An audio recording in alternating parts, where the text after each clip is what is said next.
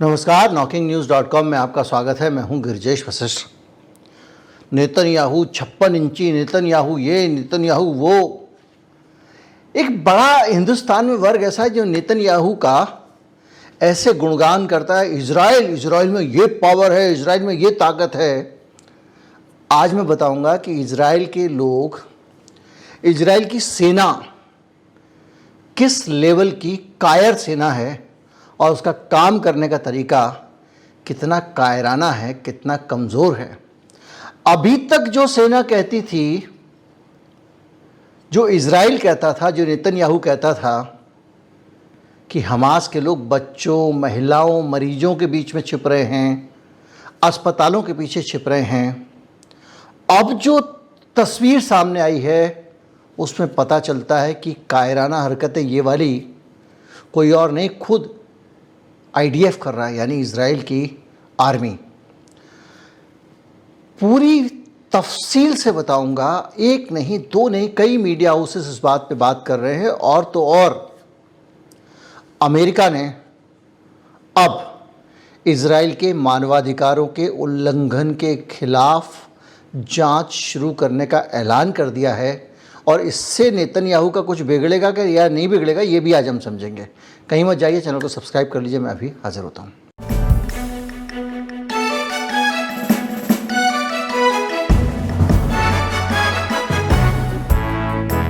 खबरों का सिलसिला समझें इससे पहले हम ये समझेंगे कि वो कौन कौन से तरीके हैं और कौन कौन सी चीज़ें हैं जो इजराइल के सैनिक अपना रहे हैं, अपना कायराना व्यक्तित्व दिखाने की कोशिश कर रहे हैं।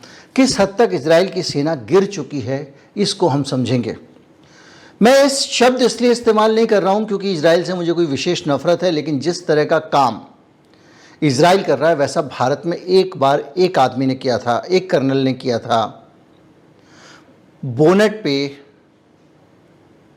एक कश्मीरी युवक को बांध दिया था। भारत की सरकार ने सख्त सजा दी थी उसे। और कोई भी जिम्मेदार देश अपनी सेना का आम लोगों के खिलाफ अत्याचार बर्दाश्त नहीं कर सकता, लेकिन इजराइल की जिम्मेदारी भगवान जाने। अब जो बातें मैं आपको बता रहा हूं वो दो रिपोर्ट हैं।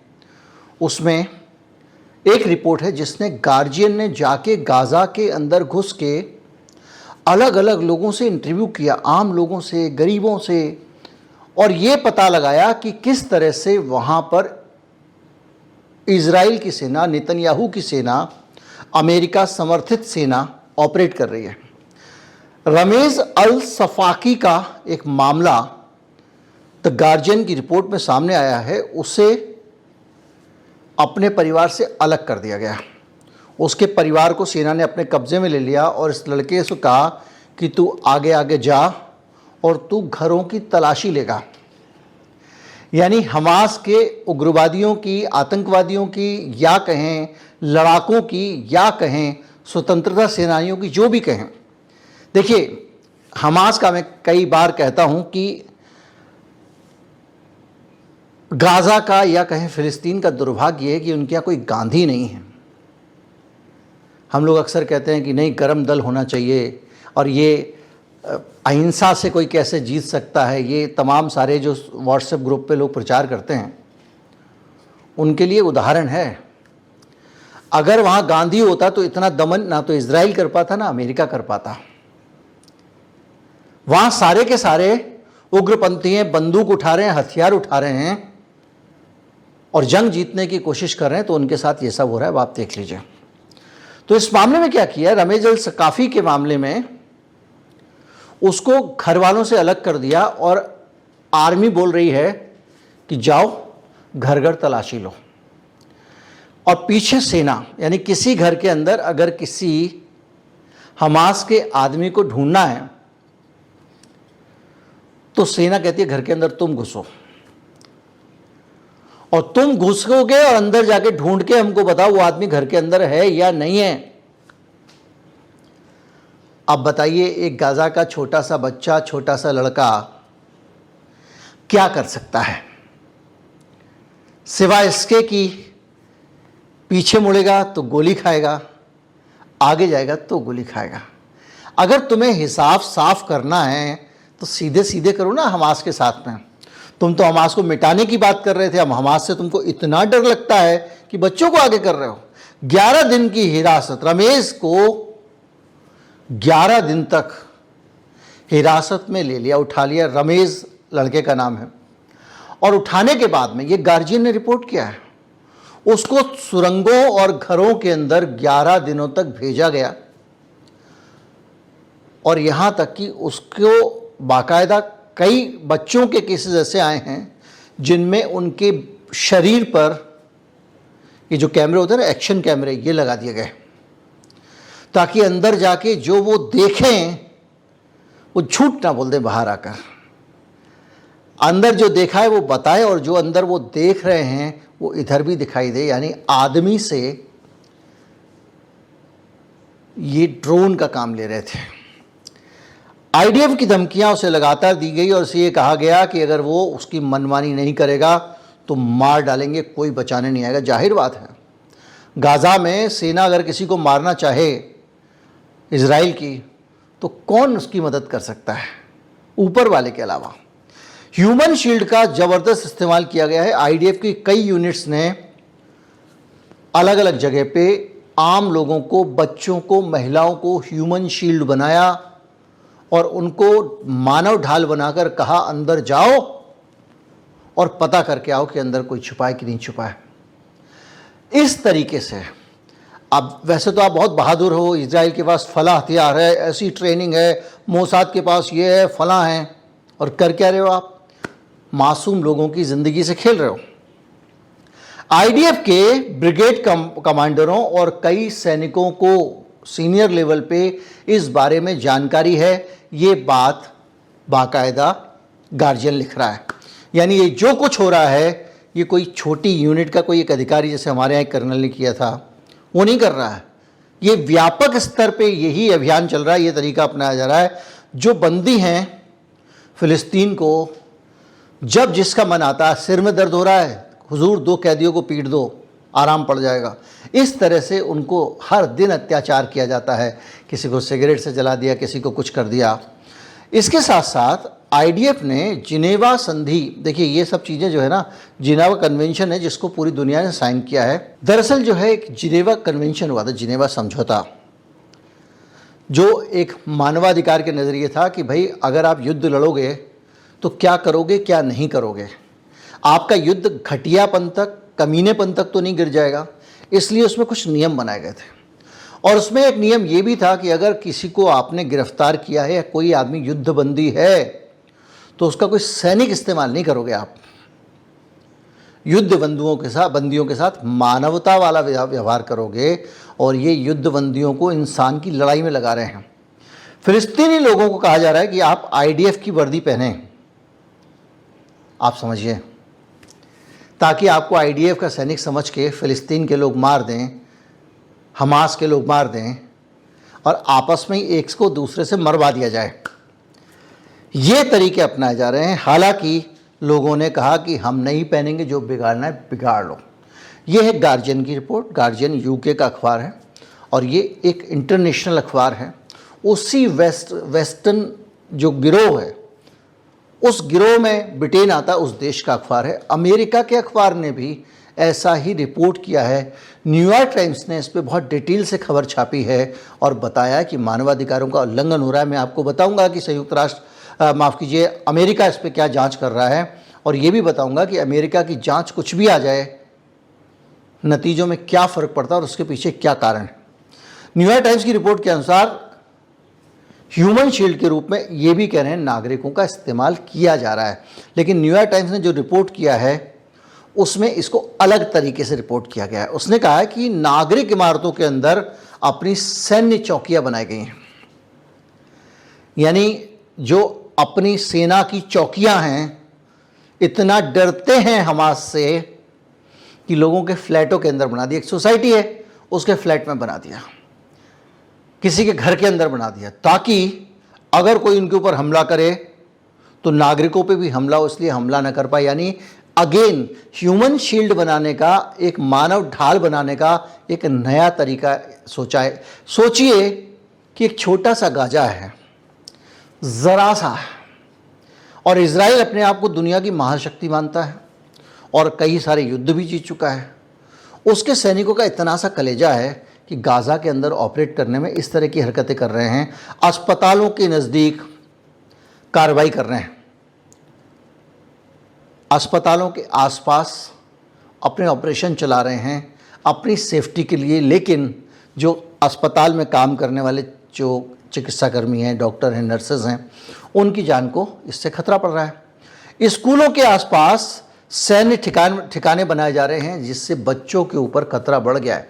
अगर आप स्कूल के पास में अपनी सेना चौकी बना दोगे, अगर हमास के लोगों से आपकी मुठभेड़ होती है तो गोलीबारी का असर बच्चों पे भी पड़ सकता है। ये न्यूयॉर्क टाइम्स लिख रहा है, न्यूयॉर्क टाइम्स कह रहा है रॉकेट लॉन्चर और हथियार घनी आबादी वाले क्षेत्रों में तैनात किए जा रहे हैं ताकि जवाबी हमलों में, अगर जवाबी हमला हो, आपने रॉकेट लॉन्चर चला दिया तुमने, अगर जवाब में वो रॉकेट लॉन्चर चलाएं तो आम लोगों के ऊपर असर पड़े। इसके तहत रिहायशी इलाकों में भी ऑपरेशन चलाए जा रहे हैं। अब आप सोचिए, जो सुरंग हैं, ऐसे हवाई हमले किए गए हैं सुरंगों के ऊपर, जिन सुरंगों को ये मानते हैं कि हमास का ठिकाना है, उस पर जब हवाई हमला करते हैं तो सिविलियन एरिया के पास खड़े होकर करते हैं, और तो और सिविलियन एरियाज के अंदर भी ये रॉकेट गिरा रहे हैं। इसी तरह से जहाँ पे आम लोग जो है इस्तेमाल करते हैं, उसके जो संचार के केंद्र हैं, जैसे कि आप मोबाइल टावर है, दूसरी चीज़ें हैं, जानबूझकर उसके पास से ऑपरेट कर रहे हैं ताकि संचार भंग हो जाए, लोग आउट ऑफ कॉन्टैक्ट हो जाए। इसके साथ साथ बाज़ारों, धार्मिक स्थलों पर सैन्य नियंत्रण कर लिया गया है। कहीं पे कोई चर्च है, कोई मस्जिद है, उन सब जगहों पे कब्जा कर लिया आर्मी ने, और वहाँ को, उस जगह को अड्डा बना के वहाँ से वो तरह तरह की चीज़ें कर रहे हैं। तो इसमें अंतर्राष्ट्रीय मानवाधिकार संगठन जो हैं वो जाग खड़े हुए हैं। अब आते हैं कि इस पर अमेरिका क्या कर रहा है। खबर आई है, एक्सियोस ने रिपोर्ट किया है, और एक्सियोस का कहना यह है कि ये मामला जो है, ये मानवाधिकारों के जो उल्लंघन का मामला है, इसकी जांच अमेरिका करेगा, ऐसा उसने रिपोर्ट किया है, और ये काम बड़े स्तर पर होने वाला है। अब हम समझेंगे कि जब अमेरिका इस तरह की रिपोर्ट लाता है तो उस पर कार्रवाई क्यों नहीं होती है। पिछले दिनों आपको याद होगा कि अमेरिका के संसद की समिति ने एक रिपोर्ट दी थी, और वो हर साल की रिपोर्ट दे रहा है जिसमें लगातार वो भारत को विशेष चिंता वाले देशों में शामिल कर रहा है। किस मामले में? मानवाधिकारों के साथ साथ जो धार्मिक स्वतंत्रता के मामले में, अल्पसंख्यकों की स्थिति के बारे में।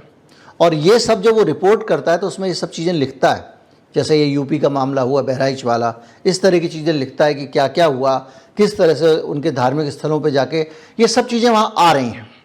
लेकिन हमारी सरकार देखिए बिल्कुल रोकने की कोशिश नहीं करेगी। क्यों? बल्कि उनकी रिपोर्ट आती है तो उसको हम खारिज कर देते हैं। उसकी वजह यह है कि यहाँ पे जैसे संसद सर्वोच्च है, अगर संसद में कुछ आ गया तो आ गया, लेकिन अमेरिका में ऐसा नहीं है। संसद जो पावर स्ट्रक्चर है उसका एक हिस्सा भर है। तो संसद की किसी समिति की रिपोर्ट आती है तो वो रिपोर्ट जाती है सरकार के पास। यानी बाइडेन गवर्नमेंट अलग है और पार्लियामेंट अलग है। तो वहाँ की पार्लियामेंट वो करती है जो वहाँ के बहुमत जनप्रतिनिधि चाहते हैं, लेकिन जो बाइडेन एडमिनिस्ट्रेशन है वो करता है जो उसको अच्छा लगता है। तो जो विदेश मामले में अगर उसको लगता है कि भारत उसके कामकाज बाइडेन एडमिनिस्ट्रेशन के, अगर उसको लगता है कि भारत से को मुझे अभी इस्तेमाल करना है, चीन के खिलाफ इस्तेमाल करना है या किसी के भी खिलाफ करना है, या भारत का मुझे ऐसे जूस निकालना है, तो अभी मैं भारत को हल्का छोड़ के चलूँगा, उससे पंगे नहीं लूँगा। तो ये संसद की रिपोर्ट आएगी और इसको ये इग्नोर कर देगा बाइडेन प्रशासन। तो इसी तरह से अगर ह्यूमन राइट वायलेशन का कोई मामला आता है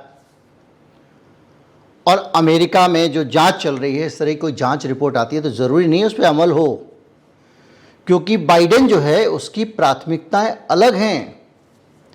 और कम से कम ये मान के चलिए कि इस चुनाव तक ये जो कुछ हो रहा है, ये अच्छी अच्छी छवि जो बन रही है अमेरिका में, वो जब तक राष्ट्रपति का चुनाव है तब तक ही बन रही है। उसके बाद फिर इसके ड्राकुला वाले दांत दोनों निकल आएंगे और फिर से जुल्म सितम शुरू हो जाएगा। बहरहाल एक चीज़ जो सबसे ज़्यादा सोचने वाली है, आप इजराइल के साथ हो सकते हैं, आप हमास के साथ हो सकते हैं, आप किसी के साथ भी हो सकते हैं, लेकिन उस आम आदमी की बेचारगी समझिए, क्योंकि हम भी आम आदमी हैं, आप भी आम आदमी हैं। दो बड़ी फोर्सेस का झगड़ा हो रहा है, उस फोर्सेस के झगड़े में हमको साना जा रहा है और इस हद तक जाना जा रहा है कि अब दोनों लोगों ने एक दूसरे के मुकाबले खुद की रक्षा करने के लिए हमारी जिंदगियों से खेलना शुरू कर दिया है। इतनी पावरफुल कही जाने वाली इजराइल की सेना अगर आम लोगों को हथियार बनाएगी, ढाल बनाएगी, उनके ज़रिए ड्रोन कहेगी कि घुसाओ, लोगों के घरों में आम लोगों के बच्चों को उठा के, आप सोचिए कश्मीर में आतंकवादी की तलाशी लेने के लिए किसी घर में भारतीय सेना किसी बच्चे को उठा और बोले जाओ अंदर जाके चेक करके आओ, कितना कांपा देने वाला मामला है। अपने नज़दीक के किसी बच्चे के तौर पे कल्पना करके देख लिए उस बच्चे की। और युद्ध और दूसरी चीज़ें तो दुनिया में चलती रहती हैं, कभी यहाँ हो रही है, कभी वहाँ हो रही है, लेकिन इस तरह का एक गिरा हुआ, यूक्रेन में वॉर हो रहा है, रूस लगातार हमले कर रहा है, लेकिन नागरिक ठिकानों को बचा के चल रहे हैं ना भाई। लेकिन अगर इस तरह से कोई देश गिरता चला जाए, इजराइल ने तो हर सीमा को पार कर रखा है, नागरिक ठिकानों पे बम गिराना, अभी लेबनान के सैनिकों के ऊपर गिरा दिया। भाई तुम्हारा हिजबुल्लाह से युद्ध है, लेबनान के साथ तो नहीं। उसके बाद में कह रहे हो सॉरी गलती हो गई। वो जो लड़की है जो अभी आप जिन लोगों की बात कर रहे हो, 7 अक्टूबर के हमले के बाद में बंधकों को छुड़ाने की, एक सर्वाइवर थी उस हमले की, उसने आत्महत्या कर ली है क्योंकि उसको इजराइल की सरकार, इसके भाई ने आरोप लगाया है, स्वास्थ्य सेवाएं मुहैया नहीं करा रही थी। ये है कड़वा सच और ये स्थिति है। इजराइल के आम लोग और इजराइल की सरकार, इजराइल का पावर स्ट्रक्चर, दोनों इस समय अलग अलग तरीके से सोच रहे हैं। आम लोग इस कत्लो गारत को पसंद नहीं कर रहे हैं, लेकिन उनके पास अपनी बात रखने का मौका तक नहीं है, क्योंकि इजराइल का मीडिया क्या कर रहा है आप देख लीजिए। अभी फिर तेल अवीव पे हिजबुल्लाह ने हमले किए हैं, मिसाइलें गिराई हैं, लगातार वो कहर बरपा रहा है। हालत ये है कि ब्रिटेन ने अपनी जो ब्रिटिश एयरवेज है उसने कहा भैया वहाँ पर हम अपने विमान नहीं भेजेंगे इजराइल में, क्योंकि इजराइल खतरे में है। लेकिन ये सब बातें वहाँ का मीडिया नहीं छाप पा रहा है।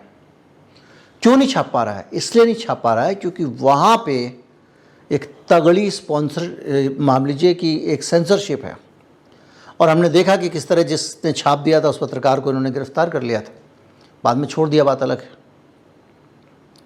उम्मीद करता हूँ कि ये घिनौना चेहरा आपके सामने आ जाया होगा और आप समझ रहे होंगे कि युद्ध कितनी घटिया चीज़ होती है। जो लोग बुलेट प्रूफ कपड़े पहने होते हैं, जिनके पास महंगी महंगी राइफलें होती हैं, वो छोटे बच्चे को अपना ढाल बना रहे होते हैं। नमस्कार, जय हिंद।